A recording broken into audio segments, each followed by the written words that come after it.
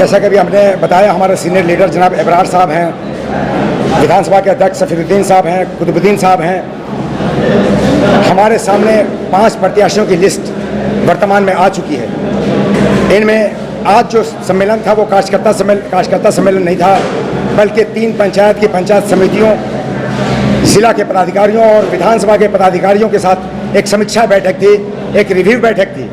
और इसी के लिए हम चिंतन मंथन करने आए हैं।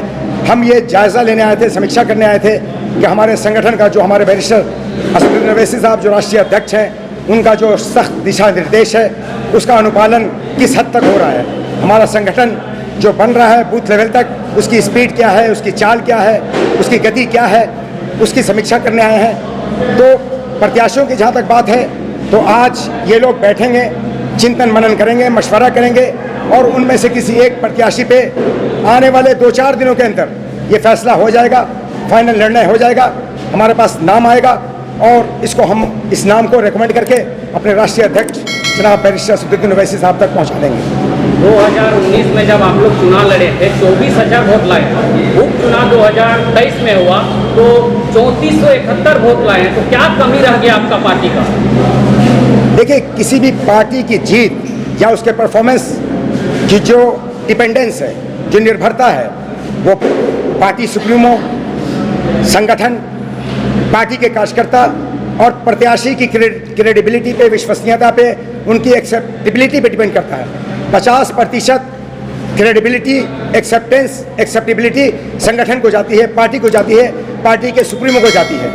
वो 2019 में 100% दिया, 25% कार्यकर्ताओं को, 100% हमारे कार्यकर्ताओं ने भी अपना परफॉर्मेंस दिया। लेकिन 2019 में भी हमारे प्रत्याशी की क्रेडिबिलिटी, उनकी एक्सेप्टेंस शून्य थी। 2024 में और शून्य हो गई। और आपको बता दें कि प्रत्याशी की क्रेडिबिलिटी पे, उनकी एक्सेप्टेबिलिटी पे पार्टी संगठन की क्रेडिबिलिटी और उसकी स्वीकार्यता डिपेंड करती है। चूँकि उनकी स्वीकार्यता प्रत्याशी की शून्य हो गई इस धरती पे, इसलिए हमारे संगठन की स्वीकार्यता भी शून्य मात्र हो गई।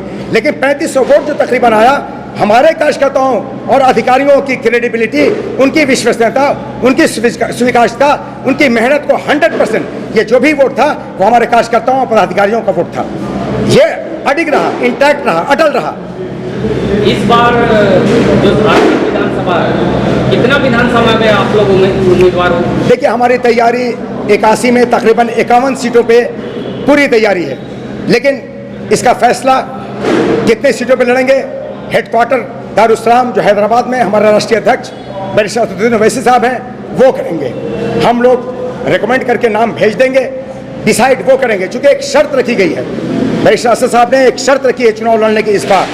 चूँकि जो डुमरी का उपचुनाव हुआ उसको देखते हुए, गांडे का उपचुनाव में जो रिजल्ट आया उसको देखते हुए शर्त यह है, एक हार्ड एंड फास्ट कंडीशन ये है कि जिस विधानसभा में 70 से 75% बूथ कमेटी बनी हो, वहीं के प्रत्याशियों को रिकमेंड करके भेजो।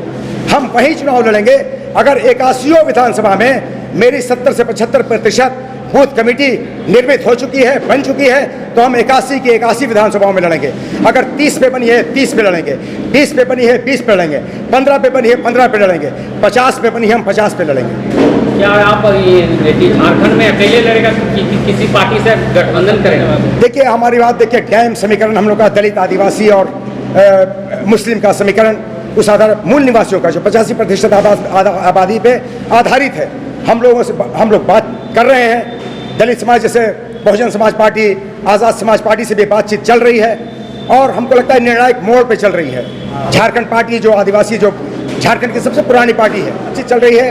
और बहुत सारी पार्टी है, आदिवासियों का संगठन है। मूल निवासियों में ओबीसी समाज के भी बहुत सारे संगठन अभी सक्रिय हैं, उनसे भी बातें हम लोगों की चल रही हैं। क्या होता है, आने वाले 2-4-10 दिनों के अंदर तस्वीरें साफ हो जाएंगी कि अगर इस बात पे आप आएंगे। मैं समझ रहा हूँ आप कहना क्या चाहते हैं। उत्तर प्रदेश में जो विधानसभा का पिछला चुनाव हुआ, आम आदमी पार्टी जो खड़ी हुई अकेले 157 सीटों पे गठबंधन हार गया, 150 सीटों पे कांग्रेस भी अलग लड़ी, कांग्रेस हार गया। इस विधानसभा की बात कर रहा हूँ मैं, कि इस लोकसभा की बात, बंगाल में, वेस्ट बंगाल में कांग्रेस अलग लड़ी, गठबंधन नहीं किया, हालांकि टीएमसी का मैं कट्टर विरोधी हूं, क्योंकि वो भी सांप्रदायिक पार्टी है, उसकी विचारधाराएं भी, क्योंकि बीजेपी और एनडीए के साथ उसने भी सत्ता का सुख भोगा है। लेकिन अगर ये 3-4 सीट जो इनको मिल रही थी तो बीजेपी वहां पे 8 नहीं बल्कि 2-1 सीटों पे सिमट जाती है। आपने उड़ीसा का चुनाव देखा, नवीन पटनायक, बीजू जनता दल, वहां पे कांग्रेस अलग लड़ी, गठबंधन नहीं किया, उसका अंजाम क्या हुआ। असम की धरती पे जो सबसे बड़ी पार्टी थी, दूसरी सबसे बड़ी पार्टी AIUDF, बदरुद्दीन अजमल साहब की पार्टी, हमारी लीडरशिप को खत्म करने के लिए कांग्रेस ने वहां इन तमाम जगहों पे बीजेपी को 100% फायदा किया। और मैं आपको बता दूं, जहां विचारधाराओं की बात है, महाराष्ट्र पार्टी जब चुनाव रहता है तभी धरातल में उतरता है, उसके बाद गायब हो जाता है। नहीं मेरे भाई, देखिए बहुत बड़ी जिम्मेदारी उस क्षेत्र के प्रत्याशी पे निर्भर करती है। दूल्हा जब होता है सामने, बारात तभी सजती है, ये प्रकृति का नियम है। यहां आपने देखा कि हमारा जो पूर्व प्रत्याशी था वो भी पूरी तरह पूर्णतः निष्क्रिय हो गया, इनएक्टिव हो गया, तो हमारे कार्यकर्ता भी शिथिल हो गए। लेकिन कार्यकर्ता इंटैक्ट है, उसका प्रमाण आपने देखा। आज का जुनून, आपका जज्बा कि 3 पंचायत के लोग ये सैकड़ों की तादाद में आए हैं। अगर सारे पंचायत और प्रखंड के लोग आते तो ये हॉल नहीं, मैदान में हमको प्रोग्राम करना पड़ता। इस कार्यक्रम में अब्दुल मौलाना रिजवी नहीं दिखा। आप मीडिया बंधु हैं, आपको नहीं मालूम कि तकरीबन 2 महीना पहले वो कोई एक पार्टी है जिसका नाम मुझे याद नहीं है, कोई एक पार्टी थी जो बीजेपी में, जिसका 2019 में विलय हो चुका था, मर्जर हो चुका था, उसी पार्टी को उनके लोग विश्वस्त सूत्रों से पता चला है कि 10 लाख रुपए में वो खरीद के लाए हैं, परचेज करके लाए हैं, सौदेबाजी करने के लिए। जिस तरह उन्होंने पिछले चुनाव में इस डुमरी की धरती पे दोनों पार्टियों से सौदेबाजी की, विश्वस्त सूत्रों से, यही के लोगों से पता चला। और कुछ लोग उसके गवाह भी हैं, हम लोग भी उसके गवाह हैं कि किस तरह से हमारी पार्टी का सौदा किया गया। तो 10 लाख के बस लगता है 10 करोड़ कमाने के लिए वो दर दर भटक रहे हैं, लेकिन जनता उनको जान गई है। आप पब्लिक को, विलियम एक USA के फॉर्मर प्रेसिडेंट थे जो अब्राहम लिंकन, उन्होंने कहा था कि you can fool all the people some of the time and some of the people all the time, but you can't fool all the people all the time. आप दुनिया के तमाम इंसानों को थोड़ी देर के लिए मूर्ख बना सकते हैं और कुछ चापलूस लोगों को हमेशा के लिए। लेकिन अगर कोई ये सोचता है कि मैं दुनिया के तमाम इंसानों को हमेशा मूर्ख बनाता रहूंगा, तो ये कदापि संभव नहीं है। इट्स क्वाइट इम्पॉसिबल, गैर मुमकिन चीज़ है।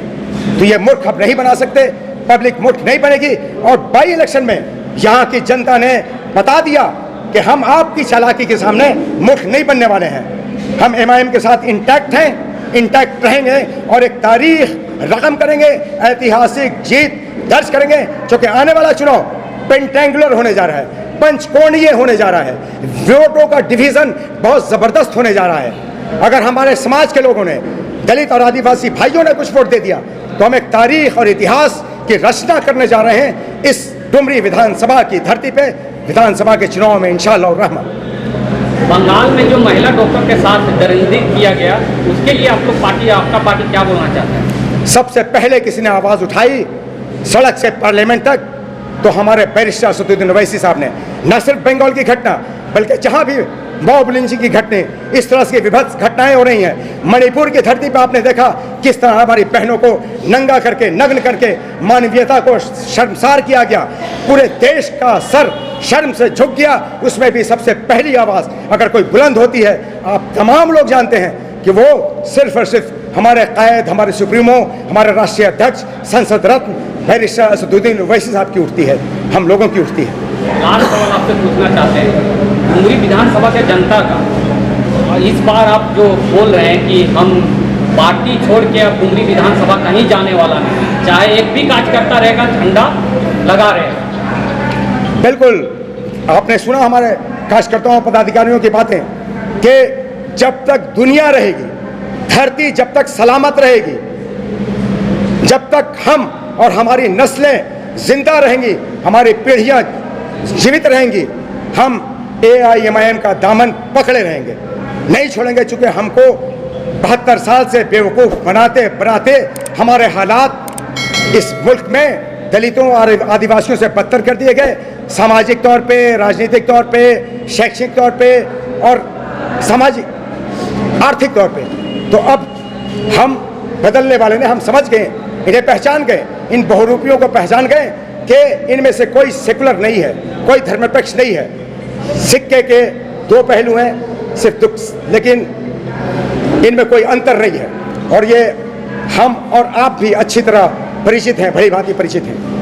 क्या इस बार डुमरी विधानसभा प्रत्याशी मुस्लिम रहेगा क्या? अदर कास्ट का भी हो सकता है? मैंने आपको बताया कि मूल निवासी समाज, एसटी, एससी, ओबीसी और माइनॉरिटी 85% समाज से कोई भी होगा, कोई ज़रूरी नहीं है कि मुस्लिम होगा। मुझे तो जो विश्वस्त सूत्रों से पता चल रहा है कि हो सकता है कि गैर मुस्लिम ही प्रत्याशी हम लोग इस बार दें।